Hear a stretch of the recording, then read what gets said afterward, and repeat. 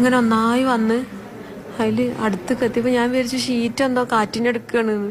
പിന്നെ നോക്കുമ്പോൾ ആ ശബ്ദം കൂടി കൂടി വന്നപ്പോൾ ഞാൻ എൻ്റെ കുട്ടീനെ അങ്ങനെ ചേർത്ത് ചെരിഞ്ഞു കിടന്ന് പിടിച്ച്.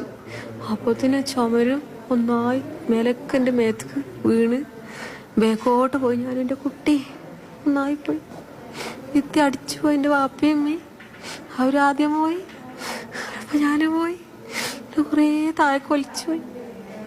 അപ്പോൾ തന്നെ എൻ്റെ കുട്ടീൻ്റെ കൈ ഞാൻ വിട്ടു. മോനങ്ങനെ പോയി. പിന്നെ കുറേ കഴിഞ്ഞപ്പോൾ ഒരു കമ്പി കിട്ടി എനിക്ക്. ഞാൻ ആ കമ്പിയിൽ പിടിച്ച് കുറേ നേരം തൂങ്ങി നിന്ന്. പിന്നെ അങ്ങനെ റോഡിലേക്ക് നടന്നു വന്ന ഇരുട്ടത്ത് അവിടെ വന്ന് നിന്നപ്പോൾ ആരോ എന്നെ അങ്ങോട്ട് കൊണ്ടത്. എനിക്കൊന്നും ഓർമ്മയില്ല. ആ ഒരു ശബ്ദം മാത്രം ഇപ്പോഴും ചെവിയിലുണ്ട്. എൻ്റെ മോനും പാപ്പയും ഒന്നിച്ച് പോയി.